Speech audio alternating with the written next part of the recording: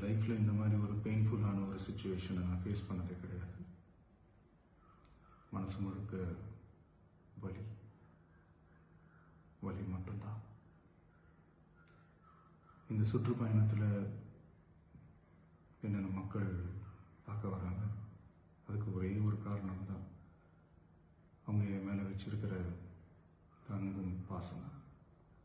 அந்த அன்புக்கும் பாசத்துக்கும் நான் எப்பவும் கடமைப்பட்டிருக்கிறேன்.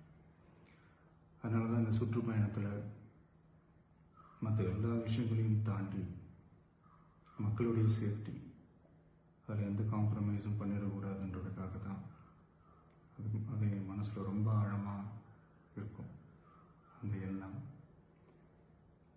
அதனால தான் இந்த அரசியல் காரணங்கள் எல்லாத்தையும் தவிர்த்துட்டு ஒதுக்கி வச்சுட்டு மக்களுடைய சேஃப்டி மட்டும் மைண்டில் வச்சுக்கிட்டு அதுக்கான இடங்களை சூஸ் பண்ணுறது, அதுக்கான இடங்களை பார்த்து பெர்மிஷன் கேட்குறது, போலீஸ் டிபார்ட்மெண்ட்டில் அதை ரிக்வெஸ்ட் பண்ணி கேட்போம். ஆனால் நடக்கக்கூடாதது நடந்துருச்சு. ஆனால் மனுஷன் தானே, அந்த நேரத்தில் அத்தனை பேர் பாதிக்கப்பட்டு இருக்கும்போது எப்படி அந்த ஊரை விட்டுட்டு என்னால் கிளம்பி வர முடியும்?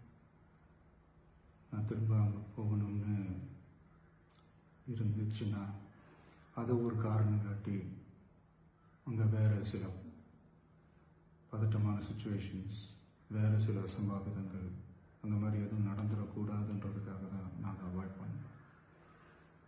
இந்த நேரத்தில் சொந்தங்களை இழந்து தவிக்கிற அத்தனை குடும்பங்களுக்கும் என்னுடைய ஆழ்ந்த இரங்கலை தெரிவிச்சுக்கிறேன். எனக்கு தெரியும், என்ன சொன்னாலும் இது ஈடையாகாதுன்னு எனக்கு தெரியும்.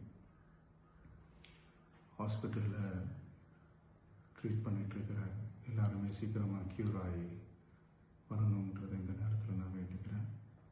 கூடிய சீக்கிரமே உங்கள் எல்லாரையும் நான் சந்திக்கிறேன். இந்த நேரத்தில் எங்களுடைய வலிகளை, எங்களுடைய நிலைமையை புரிஞ்சுக்கிட்டு எங்களுக்காக பேசின அரசியல் கட்சிகளை சார்ந்த நண்பர்கள், தலைவர்கள் அனைவருக்கும் என்னுடைய நன்றியை தெரிவிச்சுக்கிறேன். கிட்டத்தட்ட ஒரு 5 மாவட்டத்துக்கு பிரச்சாரத்துக்கு போனோம். இந்த மாதிரி எதுவுமே நடக்கல. ஆனால் கரூரில் மட்டும் ஏன் எப்படி நடக்குது, எப்படி நடக்குது? மக்களுக்கு எல்லா உண்மையும் தெரியும். மக்கள் எல்லாத்தையும் பார்த்துக்கிட்டு இருக்கிறாங்க. கரூரை சேர்ந்த அந்த மக்கள் அந்த உண்மையெல்லாம் வெளியில் சொல்லும்போது எனக்கு கடவுளே நேரில் வந்து இறங்கி அந்த உண்மைகள்லாம் சொல்கிற மாதிரி எனக்கு தோணுச்சு.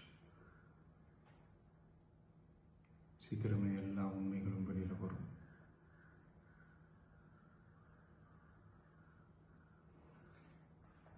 எங்களுக்கு தரப்பட்ட இடத்துல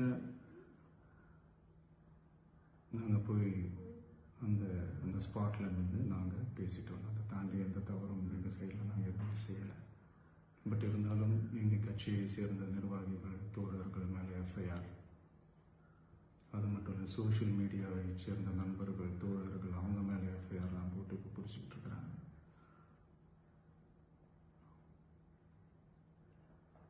சிஎம் சார்,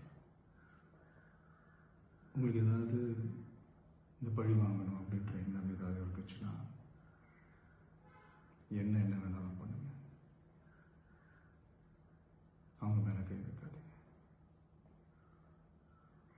நான் ஒன்று வீட்டில் இருப்பேன், இல்லை நான் ஆஃபீஸில் இருப்பேன்.